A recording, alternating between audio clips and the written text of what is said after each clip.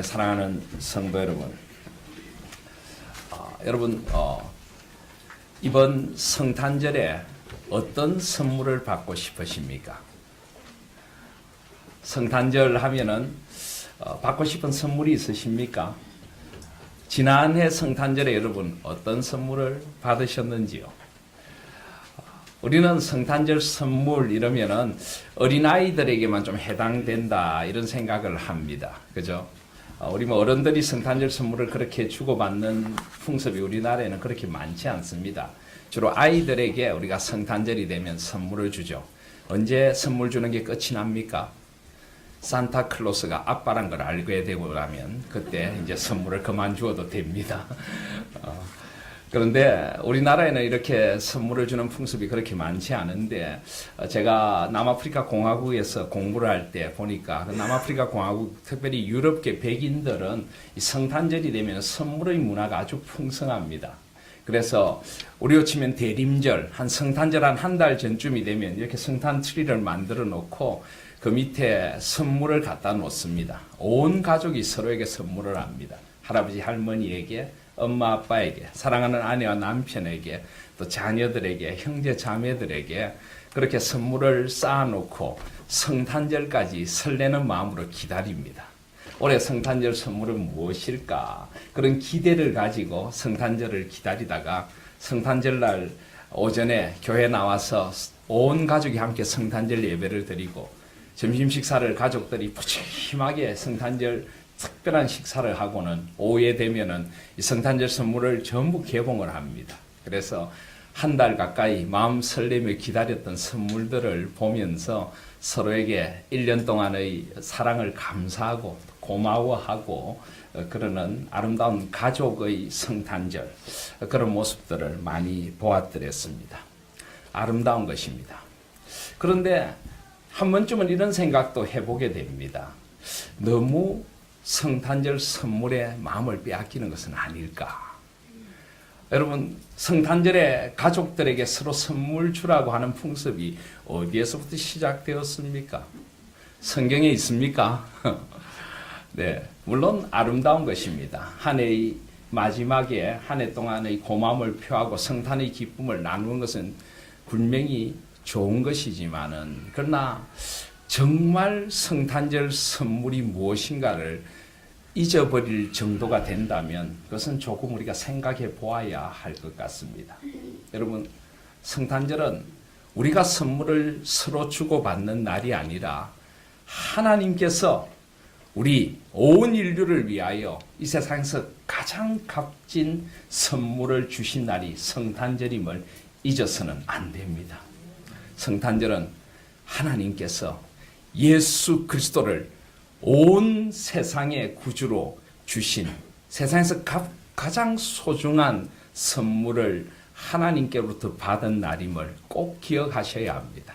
그리고 우리도 우리끼리 성탄절 선물을 주고 받는 것보다 더 소중하게 하나님께서 주신 그 선물에 보답하며 하나님 앞에 성탄의 기쁨과 감사의 선물을 올려드려야 합니다.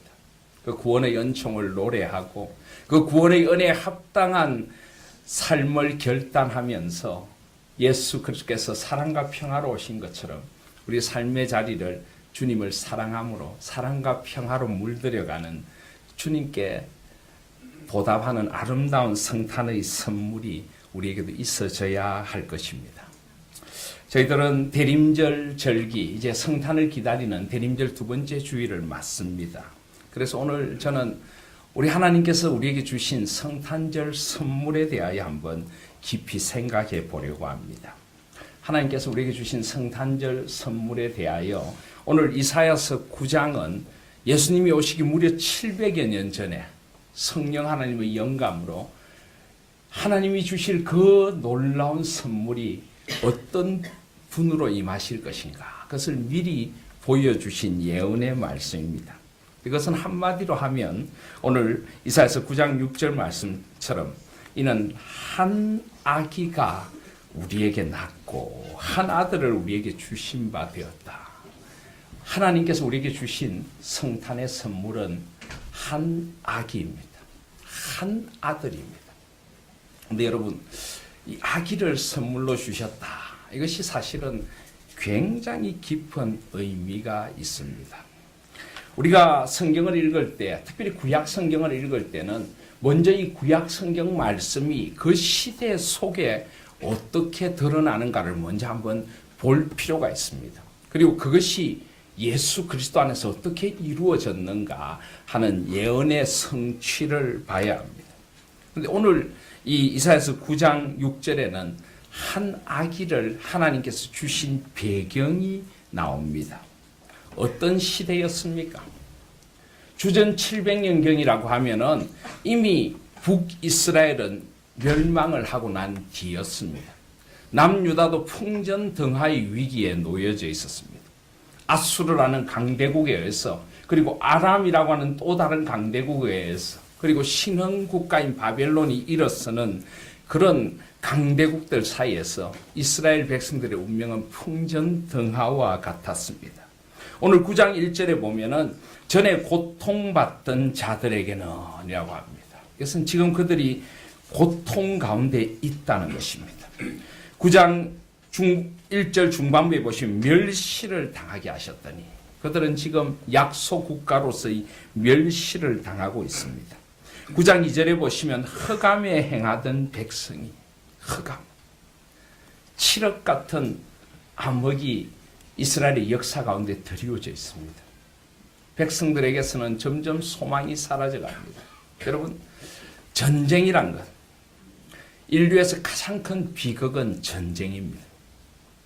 전쟁은 어떠한 자비도 허용하지 않습니다. 전쟁이라는 이름 하에 누구든지 죽일 수 있고, 아무리 사랑하고 아무리 소중한 사람들, 소중한 것들도 전쟁의 불길에 휩싸이면 다 무너져 내립니다. 인간성이 파괴되고 악마적인 본성이 가장 극렬하게 드러나는 것이 전쟁입니다. 지금 이스라엘은 그런 전쟁의 위협 가운데 놓여져 있습니다. 얼마나 그들이 공포스럽겠습니까? 어떤 소망도 이제는 가질 수가 없습니다. 아이들을 바라보며 미래를 꿈꿀 수도 없고 행복한 가정을 소망할 수도 없습니다. 그들은 그런 지금 전쟁의 위기에 놓여져 있습니다. 그래서 흑암이다. 그들을 둘러싸고 있는 삶이 절망이라는 것입니다. 2절에 보시면 사망의 그늘진 땅에 거주하던 자에게 죽음의 그림자가 그들에게 드리웠다는 것입니다. 지금 이스라엘 백성들의 형편이 이러합니다. 4절에 보시면 이는 그들이 무겁게 맨 멍에와 그들의 어깨의 째찍과 그 압제자의 막대기를, 그들을 압제하는 압제자의 무거운 막대기가 그들을 내리누르고 있습니다. 숨을 쉬기조차 힘이 든 그런 힘든 상황 가운데 그들은 놓여져 있는 것입니다. 5절에 보면 전쟁의 모습들이 나옵니다. 어지러이 싸우는 군인들의 신, 군합니다. 피 묻은 겉옷, 불, 이런 것들이 전쟁의 끔찍한 비극의 상징입니다. 지금 그런 위기 속에 이스라엘이 놓여져 있습니다. 그런데 여러분, 그 위기 속에서 하나님께서 이스라엘 백성들을 구원하시겠다고 약속하십니다. 얼마나 놀라운 약속입니까? 그 전쟁의 공포, 아무런 소망이 없는 상황 속에서 하나님께서 그 절망을 뚫고 빛으로 소망으로 임하십니다. 그것은 역사의 주인신 하나님만이 하실 수 있는 역사의 소망, 역사적인 소망이고 역사의 반전인 것입니다. 그런데 여러분, 하나님께서 그 구원을 어떻게 이루어 가신다고요? 6절에 보시면 한 아기가 우리에게 낳고 한 아기를 통하여 이 구원을 이루어 가신다라고 말씀하십니다. 여러분, 이것을 조금만 우리가 한번 객관적으로 생각해 보십시다. 말이 되는 이야기입니까? 지금 그 무서운 전쟁의 불길에 휩싸여 가고 있는 나라를 구하기 위하여 하나님이 주시는 구원의 방편이 한 아기라니요, 한 아들이라니요. 아기는 지극히 연약한 존재입니다. 자기 자신조차도 지킬 수 없는 그런 존재가 아기입니다. 도대체 이 아기를 주셔서 무엇을 하시겠다는 겁니까?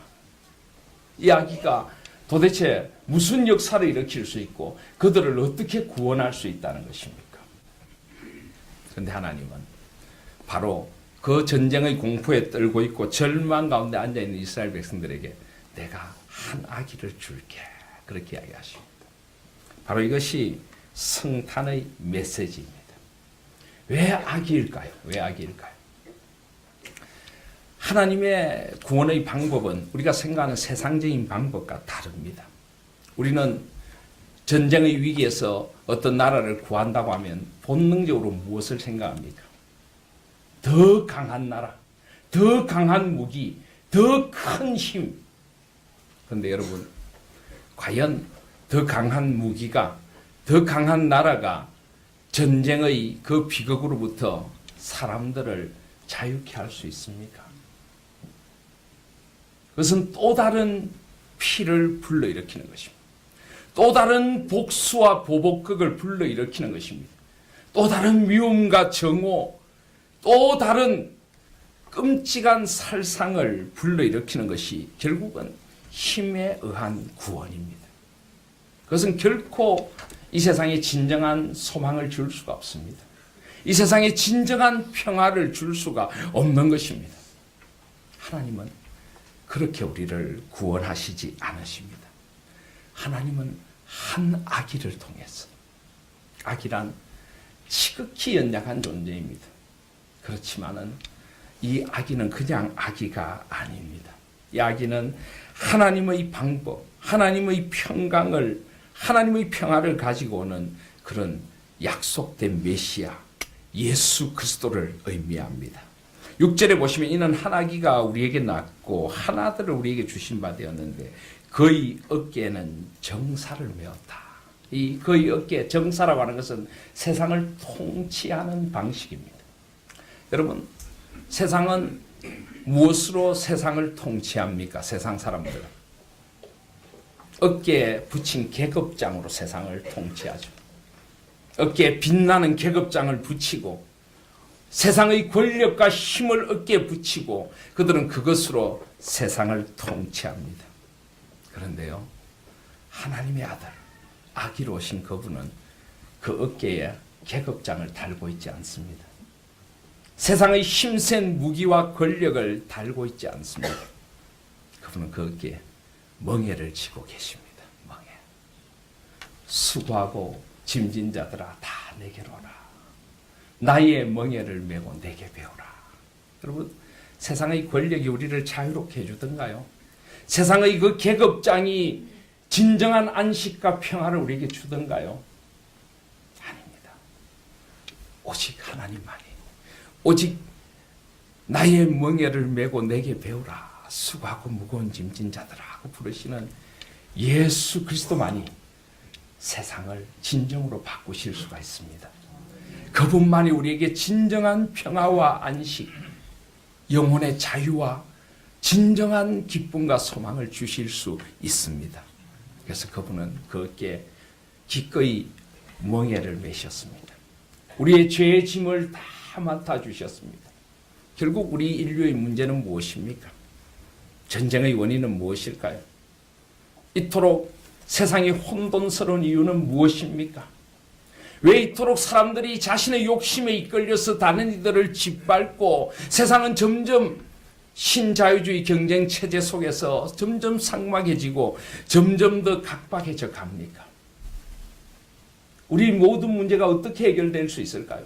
사회 복지를 잘하면요, 좋은 정권이 들어서면요, 제도와 정치가 바뀌면요, 아닙니다.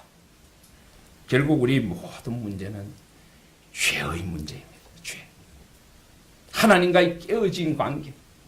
결국은 자신이 하나님이 되려고 하고 사람들을 하나님의 형상으로 보기보다는 사람들을 갈취의 대상으로 보고 나의 욕심을 채우기 위한 대상으로 보는 인간의 죄악된 본성.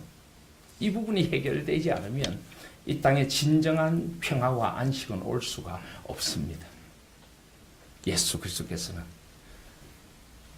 앞지 않은 통치자가 아니라 친히 멍에를 지셨습니다. 그리고 그분의 어깨에는 결국 십자가가 놓여졌습니다. 그분은 십자가를 어깨에 지고 가시바퀴를 오르시고 저와 여러분의 모든 죄를 다 십자가 위에 그분이 가져가심으로 우리를 진정 죄에서부터 자유케 하시고 죄의 그 끊을 수 없는 고리로부터 우리를 자유케 하셨습니다. 아기로 오신 그분이 진정한 죄로부터의 자유를 주실 수 있는 분이십니다. 그의 이름은 무엇이라고요? 기묘자라 모사라. 기묘자라 모사라. 이 무슨 뜻일까요? 참 번역이 기묘하게 되었습니다. 기묘자라고 하는 것은 아주 놀라운 분이다. 놀라운 분이다. 모사라는 것은 지혜로 충만한 분이라는 것입니다. 우리말 성경에는 기묘자라 모사라 해가지고 꼭 이름이 두 개 같은데요. 원래 이것은 원래 히브리어로 보면 한 단어입니다. 그러니까 수식하고 있는 연계형이라는 게 있는데요. 기묘한 모사라 이렇게 번역해야 돼요. 그러니까 좀 더 정확히 번역하면요. 어떤 영어 성경에 보면 그렇게 되어 있습니다. Wonderful Counselor. 놀라운 위로자, 놀라운 상담자다. 그렇습니다. 그분은 우리 아픈 마음을 아시는 오직 한 분이십니다. 우리의 그 깊은 눈물을 알아주시는 오직 한 분, 바로 아기로 오신 예수 그리스도가 그런 분으로 우리의 가운데 오신 것입니다. Wonderful Counselor. 여러분, 그런 분이 필요하지 않습니까? 세상을 살다 보면 정말 내 깊은 속을 다 털어놓고 내가 어디로 가야 될지, 무엇을 해야 될지, 어떻게 살아가야 될지 정말 한번 물어보고 싶은 분이 필요하지 않습니까? 그런 분이 필요하지 않으세요? 제가 외국에 처음 유학을 나가가지고 제일 힘들었던 게 영어를 배우는 거였습니다. 외국말을 배워서 그 문화에 적응을 빨리 해야 되겠는데, 근데 저는 가난한 유학생이었습니다. 주위에 같이 유학 오신 분들한테 제가 제일 부러웠던 게 같이 유학 오신 분들은 좀 형편이 넉넉한 분들이 개인 교사를 쓰는 겁니다. 참 좋아 보이더라고요. 모르는 게 있으면 질문하고 발음 이상하면 교정해주고 내 영어의 습관도 알고 그렇게 이야기를 하는 분이 너무너무 부럽더라고요. 저는 어떻게든 배워보려고 그냥 몇백 명씩 모이는 강의실에 들어가가지고 따라가려고 그냥 애를 쓰고 있는데 그렇게 1대1로 선생님을 데리고 공부하는 사람들이 저는 그렇게 부러울 수가 없었습니다. 여러분, 그런데 진짜 우리 인생에 1대1로 나를 안아주시고 나의 서러운 마음 들어주시고 나의 아픈 가슴으로 만져주시는 분이 계시다는 것 아십니까? 그분이 바로 예수님이십니다. 그분이 바로 우리에게 하나님이 주신 한 아기, 그 선물인 것입니다. 오늘 고통받고 있던 자들, 흑암 속에 있던 자들, 사망의 그늘에 눌려있던 자들에게 찾아오셔서 수고하고 무거운 짐진 자들아 다 내게로 오라. 내가 너희를 쉬게 하리라. 내게로 오렴. 여러분, 왜 주님 앞에 가지 않으세요? 왜 이 좋으신 주님을 만나지 않으세요? 성탄절 선물을 주어도 뜯어놓고 내 것으로 만들지 않으면 그것은 내 것이 아닙니다. 여러분, 하나님께서 우리에게 Wonderful Counselor, 놀라운 상담자, 또 다른 보혜사를 예수님께 주시겠다. 성령님을 또 다른 보혜사라고 했습니다. 그렇다면 예수님이 바로 우리의 보혜사이십니다. 보혜사란 우리 곁에 서서 우리 아픔을 아시고 우리를 도와주시고 우리를 위로하시는 분이십니다. 이런 복음송이 있지 않습니까? 당신이 지쳐서 기도할 수 없고 눈물이 빗물처럼 흘러내릴 때 주님은 아시네. 우리의 연약함을 사랑으로 인도하시네. 누군가 널 위하여 간절히 기도하네. 누군가 널 위하여 간절히 기도하네. 내가 홀로 외로워서 마음이 무너질 때 누군가 널 위해 기도하네. 여러분, 바로 그분이 우리 주님이십니다. 우리가 탄식할 수조차 없을 때 말할 수 없는 탄식으로 우리를 위해 기도해 주시는 분, 그분이 아기로 오신 예수 그리스도시고 그분이 우리의 진정한 문제의 해결자로 오신 분이십니다. 근데 그분은 전능하신 하나님이라. 그분은 우리를 상담하실 뿐만 아니라 우리의 모든 문제를 해결해 줄 수 있는 전능하신 하나님이 아기로 오셨습니다. 그분은 연약해 보이지만 우리의 죄를 다 안으시고 우리의 근원을 고쳐주시고 새롭게 해주시는 전능하신 하나님입니다. 세상의 방법이 문제의 현상을 해결한다면 주님은 문제의 근원을 해결해 주실 수 있습니다. 깨어진 관계의 근원을 해결해 줄 수 있습니다. 우리 가정을 온전히 회복시켜 주시고 우리의 삶을 온전히 회복시켜 주실 수 있는 분은 바로 전능하신 하나님, 아기로 오신 예수 그리스도 한 분뿐이십니다. 그분은 우리의 모든 연약과 우리 아픔을 아십니다. 여러분, 예수님이 우리 가운데 아기로 오셨다는 것이 얼마나 저는 은혜로운지 모릅니다. 예수님이 어떻게 생기셨을까요? 우리 서양 사람들이 그린 예수님을 보면 주로 예수님이 어떻게 생겼습니까? 키도 크고, 그죠? 금발에 그냥 눈이 움푹 파란 눈이 들어가고 아주 겁나게 멋있게 생긴 그런 남자. 예수님이 과연 그렇게 생겼을까요? 저는 그런 영화가 예수님의 모습을 왜곡시킨다고 생각을 합니다. 예수님의 모습을 이사야서 53장은 이렇게 이야기합니다. 그는 주 앞에서 자라나기를 연한 순 같고 마른 땅에서 나온 뿌리 같아서 고운 모양도 없고 풍채도 없은즉 우리가 보기에 흠모할 만한 아름다운 것이 없도다. 이사야서 53장 2절입니다. 그는 멸시를 받아 사람들에게 버림받았으며 간고를 많이 겪었으며 질고를 아는 자라. 질고를 아는 자라. 우리의 질고를 아십니다. 우리의 아픔을 아십니다.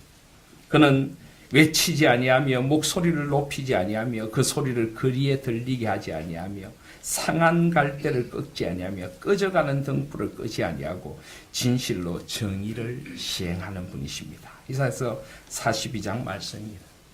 그런 분으로 우리 가운데 오셨습니다.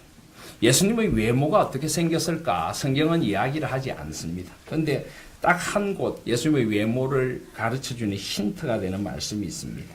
요한복음 8장 57절에 보시면 유대인들이 이르되 내가 아직 50세도 못 되었는데 아브라함을 보았느냐. 예수님을 보고 너 아직 50대도 안 되지 않느냐라고 유대인 선생들이 이야기합니다. 무슨 말인지 아시겠습니까? 예수님 몇 세에 돌아가셨습니까? 33세. 예수님 지금 30대 초반입니다. 그런데 유대인들이 보고 아직 50도 안 됐으면서 한마디로 말하면 많이 사그셨다. 감히 예수님을 사갔다라고 이야기 죄송하지만은 그분은 가난한 목수의 아들로 태어났어. 아버지가 일찍 돌아가시고 그 동생들 적어도 6명 이상의 동생들을 부양하는 소년 가장이었을 것입니다. 그는 세상의 질고를 압니다. 가난한 이들의 아픔을 압니다. 눈물을 압니다. 소외되고 힘들어하는 사람들이 어떻게 살아가는가를 아는 것입니다. 예수님은 결코 파란 눈을 가지고 금발을 휘날리면서 사람들과 다른 어떤 특별한 분이 아니셨을 것입니다. 물론 그분은 거룩한 신성을 가지셨겠지만 우리 가운데 하나 거친 손으로 우리의 손을 잡아주시고 우리의 한숨과 눈물을 닦아주시며 우리 가운데 함께 식탁에 둘러앉아 기꺼이 음식을 나누고 우리의 발을 씻어주시며 우리 가운데 어쩌면 가장 연약하고 가장 거친 분으로 그러나 주님의 사랑으로 머무시는 분이셨을지 모릅니다. 그것이 바로 하나님의 전능입니다. 하나님의 전능. 우리의 모든 것을 아시고 우리와 함께 하시는 분. 우리의 모든 아픔을 안으시고 우리의 아픔을 친히 채울하시며 그는 질고를 아는 자라. 그는 실로 우리의 질고를 지고 우리의 슬픔을 당하였거나 우리는 생각하기를 그는 징벌을 받아 하나님께 맞으며 고난을 당한다 했노라. 그가 찔림은 우리의 허물 때문이요 그가 상함은 우리의 죄악 때문이라. 그가 징계를 받음으로 우리는 평화를 누리고 그가 채찍에 맞음으로 우리는 나음을 받았도다. 이것이 하나님의 능력입니다. 우리의 질고를 지고 우리를 위하여 기꺼이 대신 채찍에 맞으시고 대신 찔리고 대신 상하셔서 우리를 그 모든 것으로부터 진정한 자유와 치유와 회복으로 인도하시는 분. 이것이 바로 아기로 오신 하나님의 능력인 것입니다. 그리고 그분은 영존하시는 아버지라 영원히 존재하시는 아버지이십니다. 사랑하신 여러분, 우리에게 아버지가 필요하지 않습니까? 아버지, 따뜻한 아버지, 우리의 모든 것을 안아주시며 그 팔로 우리를 꼭 감싸 세상의 어떤 흔들림으로부터 우리를 지켜주실 수 있는 넉넉한 품을 가진 아버지, 그분이 바로 예수 그리스도십니다. 예수님을 아버지라고 표현하는 부분은 아마 성경에 여기밖에는 없을 것입니다. 그분은 아버지의 품을 가지신 분이십니다. 그리고 그분은 평강의 왕이시다. 세상이 줄 수 없는 진정한 평안을 주십니다. 요즘 나라가 어렵습니다. 온갖 이상한 소식들이 다 들려옵니다. 그러다 보니까 뭔가 우리 마음이 덜 떠도는 것 같습니다. 이런 세상 속에 우리의 마음을 비끄러맬 수 있는 분은 오직 영원하신 그분, 오직 우리의 삶의 표대가 되시는 그분 한 분밖에 없습니다. 주님께 마음을 비끄러매고 흔들리는 세상 속에서 흔들리지 않는 주님의 은혜를 살아가실 수 있기를 바랍니다. 그분이 평강의 왕이십니다. 7절에 보시면 그 정사와 평강의 더함이 무궁하며 또 다윗의 왕자와 그의 나라에 군림하여 그 나라를 굳게 세우고 지금 이후로 영원히 정의와 공의로 그것을 보존하실 것이다. 눈에 보이는 것은 잠깐입니다. 눈에 보이지 않는 것은 영원합니다. 영원하신 분은 아기로 오신 그분밖에 없습니다. 그리고 그분 안에 있을 때 우리도 그분의 영혼을 누리고 살아가게 되는 것입니다. 만군의 여호와 열심히 이르시리라. 우리가 주님을 찾아간 것 아닙니다. 주께서 이 성탄에 우리를 찾아오셨습니다. 베들레헴 그 냄새나는 가축들이 우리를 찾아오셨고 죄악에 찌들어 더러워질 대로 더러워진 우리를 씻어주시려고 우리를 안아주시려고 우리에게 찾아오셨습니다. 만군의 여호와 열심히 이를 이루시리라. 여러분, 이것이 바로 성탄으로 찾아오신 하나님께서 우리에게 주시는 놀라운 선물입니다. 이 선물을 온전히 받아 누리고 계십니까? 이 선물을 우리의 것으로 온전히 받아서 성탄의 기쁜 찬양을 드리고 계시느냐는 말입니다. 다시 한번 오늘 9장 2절에 보시면 흑암에 행하던 백성이 큰 빛을 보고 그렇습니다. 여러분의 삶에 어둠이 어떠하든지 어떻게 어두운 사망의 그늘이 여러분에게 드리워져 있든지 주님을 만나면 그 어둠이 빛으로 바뀔 줄 믿습니다. 소망으로 바뀔 줄 믿습니다. 사망의 그늘진 땅에 거주하던 자에게 빛이 비치도다.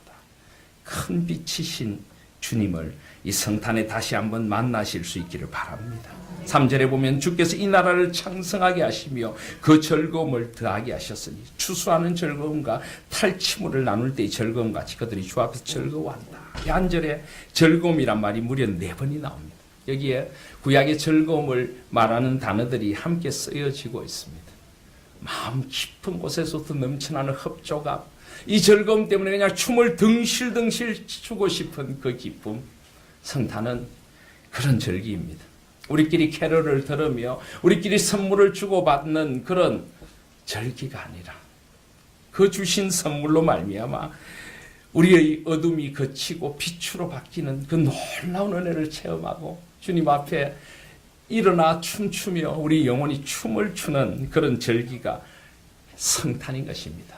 야네 끝자라 성탄으로 찾아오시는 주님을 만나십시다. 우리를 무겁게 맨 죄의 멍에와 압제를 끊으시고 우리를 진정한 자유와 평강, 은혜와 소망으로 이끄시는 주님을 만나십시다. 한 아기로 오신 그분. 여러분, 아기 생각하면 어떻습니까? 아기를 보면 여러분 얼굴이 어떻게 변합니까? 아기를 보면서 막 짜증이 나는 분이 있습니까? 아기가 판 것 없는데 막 화가 나십니까? 정신병원에 가시기를 바랍니다. 아기를 보면 누구나 웃어야 됩니다. 그 마음에 평강이 밀려옵니다. 그분이 아기로 오셨습니다. 이 평강과 이 은혜를 마음껏 누리시고 나를 향하여 판긋 웃으시는 주님의 그 아름다우심을 저와 여러분의 마음 깊은 곳에 맞아들이는 그런 대림의 절기가 되시기를 주님의 이름으로 축복드립니다. 아멘. 기도드리겠습니다.